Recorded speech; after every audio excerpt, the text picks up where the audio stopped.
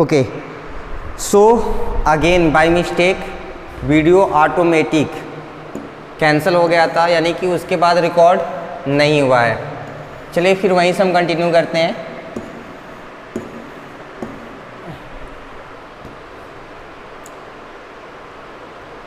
देखिए ये हो गया था, ये हो गया था,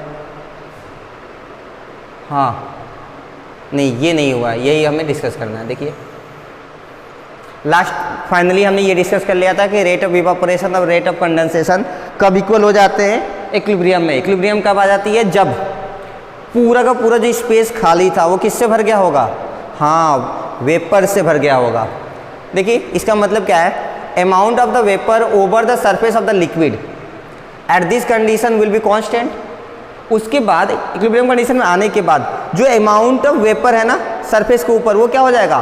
फिक्स हो जाएगा, क्योंकि अब जो वेपर बन रहा होगा, मान लीजिए टोटल पहले 10 थे, 2 और बने, तो जैसे 2 बना होगा इसमें से 2 क्या हो गया? तुरंत कंडेंस हो गया, यानी कि इसमें से 2 कम हुआ 8 हुआ, फिर ये जो 2 आया इससे कंबाइन हो गया, कितना बन गया? 10। यानी कि जितना बन रहा उतना ही कंडेंस हो रहा है। इसकी वजह से अमाउंट ऑफ वाटर वेपर में कोई भी चेंज नहीं आएगा। और वैसे भी स्पेस तो पूरा भरा हुआ था, तो एक्स्ट्रा तो आ ही नहीं सकता। अगर उतना ही वेपर है तो आप हमें ये बताइए कि इसका लगने वाला प्रेशर सेम रहेगा या बदलेगा? हाँ सेम रहेगा ना, तो क्या हो जाएगा? प्रेशर कांस्टेंट हो जाएगा। Okay, so at this condition will be constant and the pressure applied by the vapour of the liquid. अब जो ये वेपर बना है ना, उसके पार्टिकल्स मूव कर रहे होंगे, मूव करके कोलाइड करेंगे, उसकी वजह से फोर्स जनरेट होगा, और वो जो फोर्स होगा वो प्रेशर जनरेट करेगा। तो टोटल उस प्रेशर की वजह से टोटल उस वेपर की वजह से सरफेस पे प्रेशर लगेगा, उसी प्रेशर को हम क्या कहते हैं? वेपर प्रेशर कहते हैं। आगे देखते हैं properties of vapour pressure. Vapour pressure is not a surface phenomena, यानी कि ये सरफेस पर डिपेंड नहीं करता। क्यों नहीं करता? Because it does not depend upon the amount of the liquid. आपने कितना लिक्विड लिया उसकी इस बात से कोई फर्क नहीं पड़ेगा। Also it does not depend on the size and shape of the vessel. आपका शेप कैसा भी हो वेसल का, उसका जो वाटर वेपर की अमाउंट या वेपर प्रेशर होगा उसकी अमाउंट एकदम फिक्स्ड है, वो उससे ज़्यादा चेंज नहीं होगा। तो चेंज होगा या नहीं? हाँ बिल्कुल चेंज होता है। ये 2 चीज़ों पर डिपेंड करता है। एक तो लिक्विड पे, वो लिक्विड का नेचर कैसा है। अब बताइए अगर हमने मरकरी लिया होता तो क्या वेपर जनरेट होता? नहीं होता, क्योंकि वो क्या है? नॉन वोलेटाइल है। एक तो नेचर पर डिपेंड करेगा, दूसरा टेम्परेचर पे। कैसे करेगा आगे देखते हैं।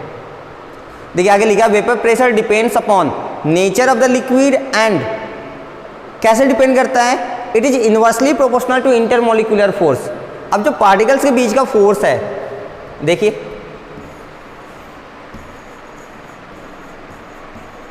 ये कुछ पार्टिकल्स हैं, मान लीजिए ये सरफेस वाला पार्टिकल, इसको ऊपर निकलना है। अगर इसका इसके बीच का फोर्स ऑफ अट्रैक्शन ज़्यादा होगा तो क्या ये ऊपर जा पाएगा? नहीं जा पाएगा ना। तो ये नहीं जाएगा तो वेपर प्रेशर क्या रहेगा? कम रहेगा। इसका ऊपर जाना वेपर प्रेशर के बढ़ने के लिए बहुत ही ज़रूरी है, क्योंकि प्रेशर तो यही लगाएगा ना। तो अब बताइए इसके लिए ऊपर जाने के लिए फोर्स ऑफ अट्रैक्शन ज़्यादा होना चाहिए कम? हाँ क्या होना चाहिए? कम होना चाहिए। इसीलिए कैसे रिलेट होता है? इन्वर्सली रिलेट होता है। और it is also depending on the temperature. कैसे डिपेंड करता है अभी आगे हम एक डेरिवेशन से समझेंगे। देखिए variation of vapour pressure of liquid with temperature, इसको हम क्लॉसियस क्लेपेरॉन इक्वेशन भी कहते हैं। क्या कहते हैं? क्लॉसियस क्लेपेरॉन इक्वेशन कहते हैं। एट इक्विलिब्रियम कंडीशन हमें एक इक्वेशन दिया गया है। देखिए क्या दिया गया है, कोई एक मेरे पास लिक्विड है, लेट्स से मेरे पास एक लिक्विड है X, उसको हमने हीट दिया तो वो क्या बन जाएगा? हाँ क्या बन जाएगा? गैस बन जाएगा ना। ठीक है, क्योंकि हमने हीट दिया तो इसका जो डेल्टा H होगा enthalpy, that will be changed. क्यों? वेपराइजेशन की वजह से। क्यों चेंज हो जाएगा? वेपराइजेशन की वजह से। एक तो इसकी एनर्जी चेंज हो गई, दूसरी देखिए क्या बदल जाएगी, जब ये लिक्विड रहा होगा तो कोई ना कोई वॉल्यूम होगी। गैस होने के बाद क्या उतना ही वॉल्यूम ऑक्युपाई करेगा? नहीं करेगा। क्यों नहीं करेगा? क्योंकि लिक्विड इतने बड़े कंटेनर में मान लीजिए इतना सा लिक्विड था तो वॉल्यूम कितनी थी? इतनी थी। लेकिन जब ये वेपराइज हो गया तो क्या वो ऐसे अरेंज होंगे? नहीं, उसके पार्टिकल्स तो ऐसे अरेंज होंगे ना, पूरा कंटेनर को क्या कर लेंगे? फील कर लेंगे। यानी कि इसकी वॉल्यूम क्या हो जाएगी? तुरंत बदल जाएगी। अगर बदल जाएगी तो देखिए कैसे और कितना बदलेगी।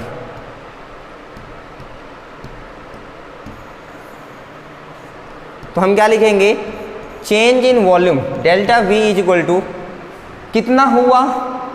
सो volume of gas minus volume of liquid.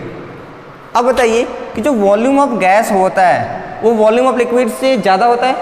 हाँ, ज़्यादा ही नहीं, बहुत ज़्यादा होता है। तो क्या हम कह सकते हैं कि volume of liquid will be negligible? हम इसे इग्नोर कर दें, इतना कम हो जाएगा। किसके कंपैरिजन में? वॉल्यूम ऑफ गैस के कंपैरिजन में। अच्छा, नेग्लिजिबल का मतलब क्या होता है? हम उसको क्या मान सकते हैं? जीरो मान सकते हैं। मान सकते हैं ना? चलिए, अगर हम वॉल्यूम ऑफ लिक्विड को जीरो बना दें तो देखिए हमें क्या मिलेगा? Delta V is equal to volume of gas मिलेगा। ये सब हमने नीचे बेस में लिखा है। ये क्या 1 नहीं है, वॉल्यूम ऑफ लिक्विड है। ये तो जीरो हो गया तो माइनस जीरो करने का कोई फर्क नहीं पड़ता। याद है आइडियल गैस इक्वेशन क्या होता है? हाँ, PV is equal to nRT। अगर हमें यहाँ से V निकालना हो तो फॉर्मूला क्या बनेगा?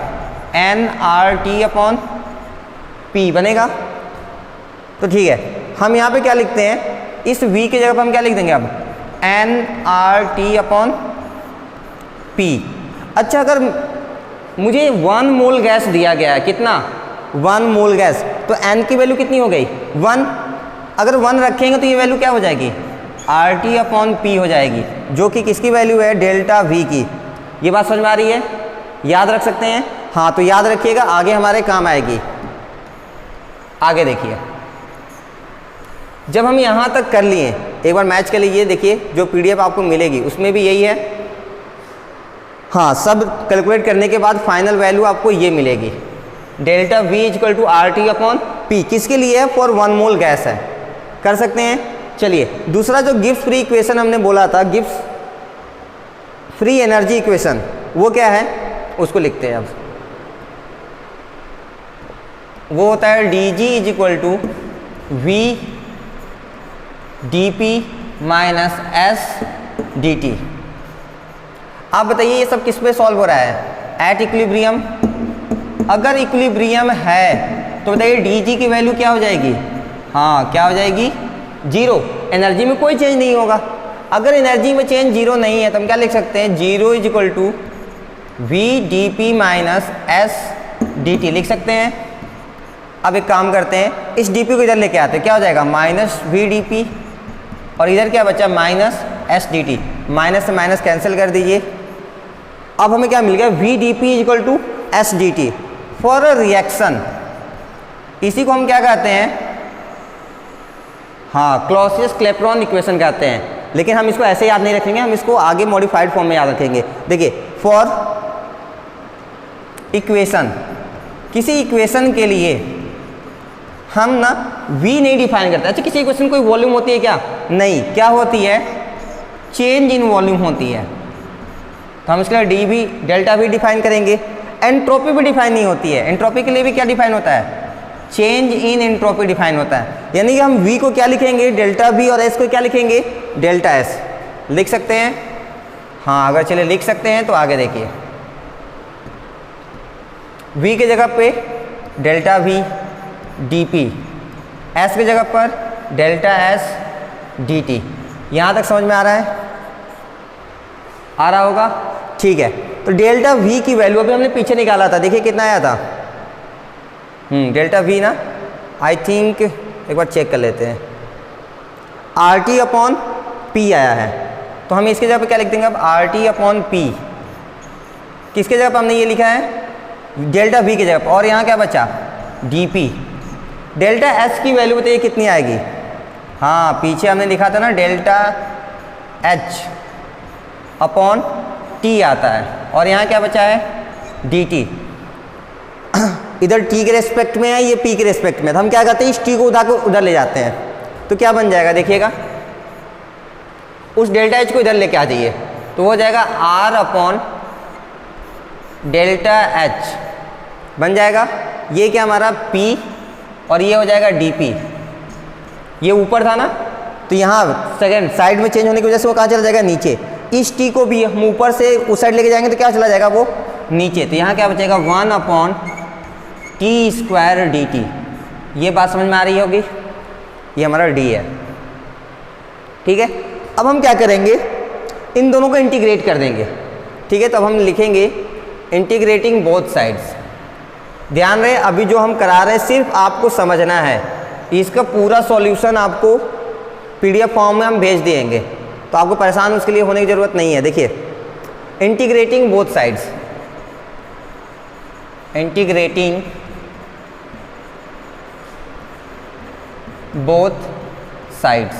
अगर हम बोथ साइड्स को इंटीग्रेट कर दें तो देखिए क्या हो जाएगा, integration of r/Δh into P dP is equal to, इधर देखिए क्या हो जाएगा, इंटीग्रेशन ऑफ 1/t²। अच्छा, हम t² अगर ऊपर लेके जाएं तो क्या बन जाएगा, पावर चेंज हो जाता है नेगेटिव में, और ये क्या बनेगा हमें, dt।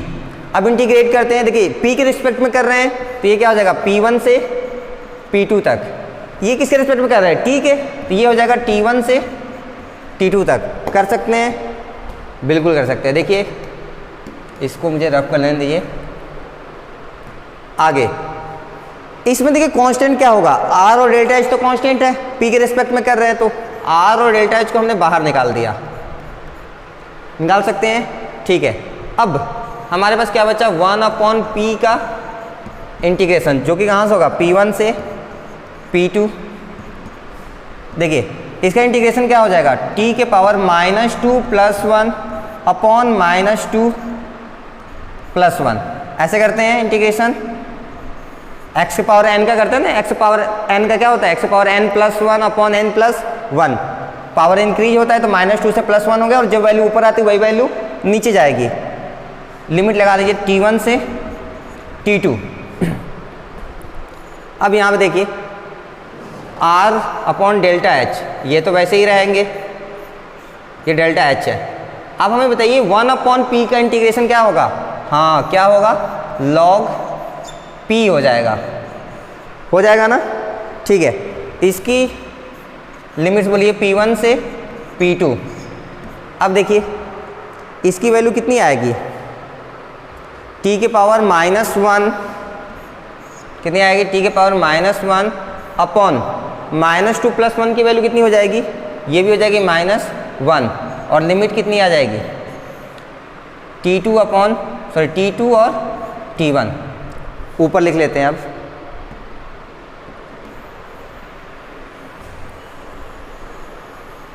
देखिए हमें क्या मिला है नीचे, उसको पहले कॉपी कर लेते हैं। R/Δp, R/Δh है, सॉरी R/Δh log P रखना है ना। अब हम एक बार P की जगह पे क्या रखेंगे, P2 अपर लिमिट, यानी कि ये हो जाएगा log P2 - log P1, ऐसे रखते हैं। ठीक है, इधर क्या मिलेगा हमें, इस माइनस को हम बाहर निकाल लेते हैं। ये क्या है, T इनवर्स का मतलब क्या था, 1/T। लिमिट क्या है, T1 से T2 तक। चलिए अब इसको हम इरेज कर देते हैं, फिलहाल मेरे लिए इसका कोई काम अब नहीं है। आगे देखिए R/Δh हो गया। आपको log प्रॉपर्टी याद है, log m/n की वैल्यू क्या होती थी, log m - log n। ये देखिए कुछ ऐसा लिखा गया, log P2 - log P1। हम इसको क्या लिख सकते हैं, log P2/P1। ये हमने आइडियल गैस इक्वेशन जब हम पढ़ रहे थे गैसेस स्टेट, वहाँ पे जब ग्राफ सिखा रहे थे तो वहाँ पे हमने log प्रॉपर्टी बताई थी आपको। ये देखिए माइनस, एक बार t की जगह पे क्या रखेंगे हम, T2, दूसरी बार हम t की जगह पे क्या रखेंगे, T1, सॉरी t की जगह पे क्या रखेंगे, T1। अब हम क्या करते हैं, R और डेल्टा H को उधर लेके जाते हैं। अगर हम उधर लेके जाएंगे तो इधर क्या बचेगा, log P2/P1 बचेगा। डेल्टा H इधर आकर ऊपर चला जाएगा, और R ऊपर से कहाँ चला जाएगा, नीचे। यहाँ तक समझ में आ रही है। अगर हम इस माइनस का मल्टीप्लाई करें तो ये नेगेटिव हो जाएगा और ये पॉजिटिव, तो हम पॉजिटिव वाले को पहले लिख लेते हैं और नेगेटिव वाले को बाद में, यानी ऐसे लिख सकते हैं। अब देखिए ये जो लॉग है ना, इसके बेस में कितना होगा, कुछ नहीं है, इसका मतलब ई होगा। अगर हमें इसको बेस 10 में बनाना है तो इसकी वैल्यू कितनी आती है, हाँ अभी पीछे पढ़े थे हमने ना, 2.303 लॉग बेस 10 हो जाएगा, log base 10 P2 by P1 is equal to, इधर क्या बच्चा हमारा, delta H upon R 1/T1 minus 1/T2। हम ऊपर लिख देते हैं थोड़ा साफ साफ, ये तो पूरा दिख ही नहीं रहा है। चलिए अब हम ऊपर लिखते हैं, ध्यान से देखिएगा। इस 2.303 को अगर हम उधर लेके जाएं तो इधर क्या बचेगा, हाँ क्या बचेगा, लॉग बेस 10 बचेगा, और क्या बचेगा, P2 बाई P1। ध्यान दीजिए इधर 2.303 टॉप पे है, उधर जाने के बाद वो कहाँ हो जाएगा, बॉटम में, यानी कि उधर की वैल्यू क्या आएगी, डेल्टा H अपॉन 2.303 R, और क्या मिलेगा हमें, 1/T1 माइनस 1/T2। ये है हमारा कंप्लीट डेरिवेशन जिसको आपको एटलीस्ट याद रखना होगा। पूरा डेरिवेशन नहीं भी याद रहेगा तो काम चलेगा, ये रिलेशन आपको मालूम होना चाहिए क्योंकि आगे हम इसका यूज करेंगे। एक बार वेरीफाई कर लीजिए, देखिए ये नेक्स्ट पेज पे होना चाहिए, देखिए हाँ देखिए क्या आएगा, log base 10 P2 upon P1 की value delta H upon 2.303 R 1/T1 minus 1/T2। अब छोटी सी और चीज़ है, उसको भी कंप्लीट कर लेते हैं हम लोग।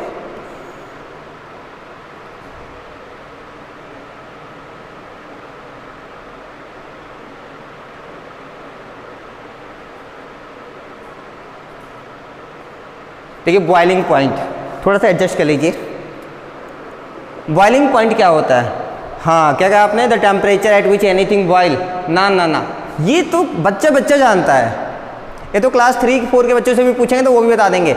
अब आपको इसकी एग्जैक्ट डेफिनेशन याद रखनी होगी, क्या है वो, the temperature at which the vapour pressure of the liquid, the temperature at which the vapour pressure of the liquid becomes equal to external pressure. I think external की स्पेलिंग यहाँ पर गलत है, यहाँ क्या होनी चाहिए, ई होनी चाहिए, ठीक है। हाँ तो अब हम क्या डिफाइन करेंगे बॉइलिंग पॉइंट को, the temperature at which the vapour pressure of the liquid, जो लिक्विड होगी उसकी वेपर प्रेशर इक्वल हो जाती है किससे, एक्सटर्नल प्रेशर से। कैसे समझेंगे, ये देखिए, मान लीजिए मेरे पास कोई एक कंटेनर है जो कि क्लोज है, ठीक है, और हमने इसको क्या कर दिया, हीट कर दिया। अब हम हीट करेंगे, इससे टेम्परेचर लगातार बढ़ रहा होगा, बढ़ने से इवापोरेशन की वजह से यहाँ पर क्या होंगे, हाँ वाटर वेपर कलेक्ट हो जाएंगे ना।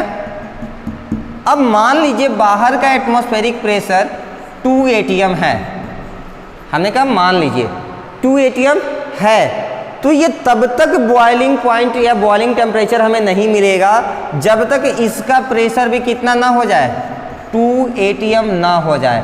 बात समझ में आ रही है। तो हम कैसे डिफाइन करेंगे, बॉइलिंग पॉइंट वो टेम्परेचर है जिस टेम्परेचर पर बाहर का जो प्रेशर होगा एटमॉस्फेरिक प्रेशर और अंदर का जो वेपर प्रेशर होगा दोनों की वैल्यू सेम हो जाती है। याद रहेगा, चलिए ठीक है आगे देखते हैं क्या है। ये दो टाइप की होती है, एक होता है स्टैंडर्ड बॉइलिंग पॉइंट, दूसरा होता है normal boiling point. Standard boiling point में क्या होता है, एक्सटर्नल प्रेशर हम 1 बार लेके चलते हैं, कितना, 1 बार। अच्छा अगर बाहर का प्रेशर 1 बार है तो आप हमें बता सकते हैं volume of water pressure, sorry vapour pressure of the liquid कितना हो जाएगा, 1 बार। अभी तो हमने सीखा बॉइलिंग टेम्परेचर पे दोनों क्या होते हैं, इक्वल होते हैं। नॉर्मल बॉइलिंग पॉइंट में क्या होता है, एक्सटर्नल प्रेशर हम 1 atm लेके चलते हैं, क्या लेके चलते हैं, 1 atm। तब हमें बता सकते हैं कि vapour pressure of the liquid कितना होगा उस टाइम पे, हाँ कितना होगा, 1 atm। ये तो आसान है, लेकिन हम इसको ऐसे याद नहीं रखेंगे। हम याद कैसे रखेंगे, वो ये देखिए थोड़ा सा अलग, ताकि हमें क्वेश्चंस वगैरह सॉल्व करने में आसानी रहेगी।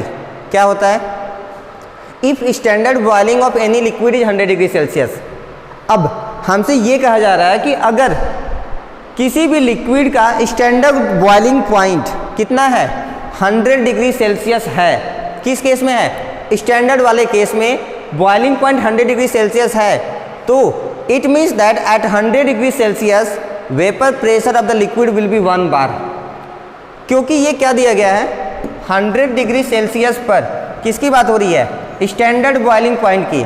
अब बताइए स्टैंडर्ड बॉइलिंग पॉइंट के लिए vapour pressure of the liquid कितना होता है, हाँ कितना होता है, 1 बार होता है। अगर हम ऐसे कहें कि 50 डिग्री सेल्सियस पे कोई चीज़ बॉयल करती है, ठीक है, तो आप हमें ये बताइए कि 50 डिग्री सेल्सियस पे उसका वेपर प्रेशर कितना होगा, क्योंकि वो स्टैंडर्ड है इसलिए वो क्या होगा, 1 बार। आगे देखिए, ऐसे ही सेम टाइप से ये भी है, if normal boiling point of any liquid is 30 degree Celsius.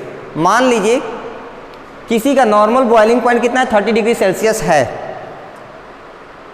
तो हम क्या कर सकते हैं, it means that at 30 degree Celsius उसी टेम्परेचर पर वेपर प्रेशर कितना हो जाएगा, 1 बार हो जाएगा। नहीं, इस पर क्या हो जाएगा, 1 ATM हो जाएगा। क्यों, क्योंकि हमने इस पर किसको लिया है, नॉर्मल बॉइलिंग पॉइंट, और नॉर्मल बॉइलिंग पॉइंट में एक्सटर्नल प्रेशर कितना होता है, 1 ATM, और वेपर प्रेशर भी कितना हो जाता है, 1 ATM। बात समझ में आ रही है, चलिए ठीक है। फिर आगे देखिए, कुछ छोटी छोटी चीज़ें हैं जो आपको ध्यान रखनी है। The boiling point of a liquid increases with the increase in external pressure. जैसे जैसे बाहर का प्रेशर बढ़ेगा, ठीक है, आपने इसको ऐसे समझ लीजिए, देखिए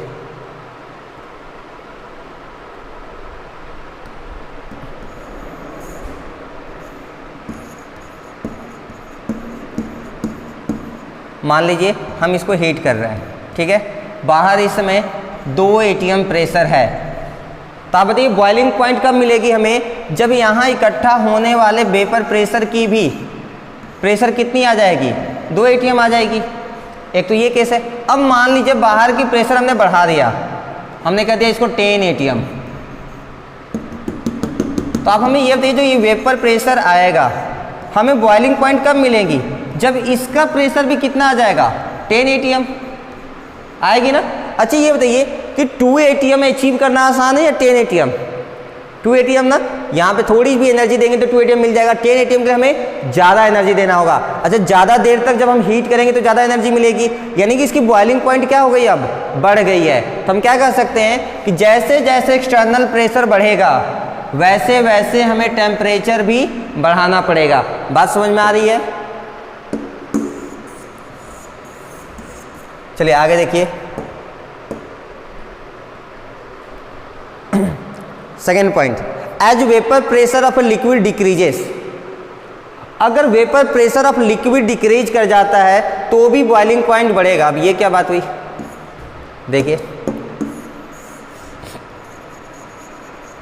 मान लीजिए बाहर 2 ATM प्रेशर है, हमने इसको कांस्टेंट कर दिया है। क्या कर दिया है, कांस्टेंट कर दिया।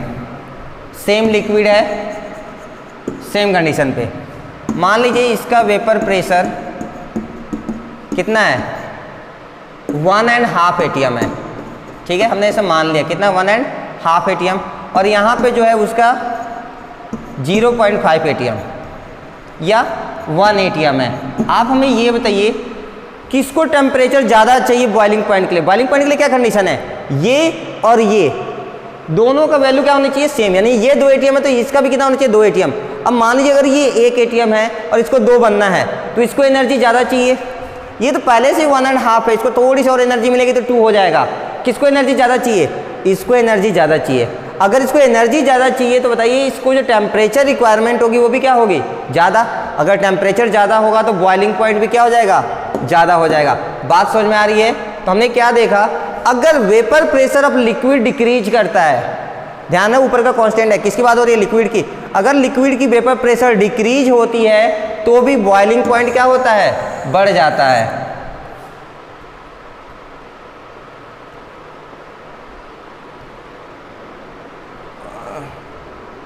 ठीक है, कहाँ तक हो गया था, हाँ ये तो डिस्कस हो गया।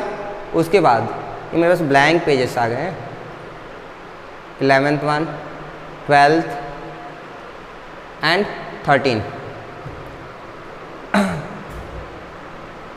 ये साइज हमें थोड़ा छोटा करना होगा। देखिए आप ना थोड़ा सा रुक जाइए, हम एक बार वेरीफाई कर लें कहीं ऐसा तो नहीं कि कहीं मेरा कोई एक पेज मिसिंग है। एक बार हमें चेक कर लेने दीजिए। नहीं, ठीक है। वो देखिए अब हम डिस्कस करेंगे कि सर किसी भी लिक्विड का वेपर प्रेशर कैसे कम हो सकता है। अभी तो आपने कहा ना कि सर वेपर प्रेशर तो सेम रहता है। हाँ, हमने कहा था कि वेपर प्रेशर सेम कंडीशन में सेम रहता है। यहाँ पे कंडीशन बदलने पे वेपर प्रेशर में चेंज आ सकता है। कैसे आ सकता है? देखिए मान लीजिए मेरे पास दो केस है। एक केस में सिर्फ वाटर के मॉलिक्यूल है, यानी कि प्योर वाटर है। दूसरे में वाटर और उसमें नॉन वोलेटाइल सॉल्ट मिलाया हमने, नॉन वोलेटाइल, जो कि वेपराइज नहीं होंगे। अब आप हमें ये बताइए इसकी अरेंजमेंट कुछ ऐसी होगी, क्योंकि ये प्योर है तो सारे सरफेस पे कौन होगा? Water molecules. सब वोलेटाइल है, सब इवापोरेट होके कहाँ जाएंगे? ऊपर जाएंगे ना। अच्छा, अगर सब ऊपर जाएंगे तो प्रेशर क्या होगा? ज़्यादा होगा। ये देखिए इसमें वाटर और नॉन वोलेटाइल सॉल्यूट है। जरूरी नहीं है आप ऐसे ही दिखा, आप कोई भी कलर से किसी को भी दिखा सकते हैं, क्योंकि इसमें नॉन वोलेटाइल सॉल्यूट हैं तो वो सिर्फ सरफेस पे तो ही नहीं होंगे, वो बीच में भी होंगे, नीचे भी होंगे और ऊपर लेयर पे भी होंगे। ये जो सरफेस पे मान लीजिए मेरे पास कितना 1 2 3 4 5 नॉन वोलेटाइल सॉल्यूट है, उसके पार्टिकल्स हैं। आप हमें ये बताइए जब इवापोरेशन होगा तो ये सब तो ऊपर जाएंगे, कौन? वाटर वाले मॉलिक्यूल। क्या ये नॉन वोलेटाइल वाला जो पार्टिकल है ये वेपर बनेगा कि नहीं बनेगा? नहीं बनेगा ना, इसलिए तो नॉन वोलेटाइल है। अगर ये नहीं बनेगा तो आप बताइए इसका जो वेपर प्रेशर बनेगा वो ज़्यादा होगा या कम? हाँ, क्या होगा?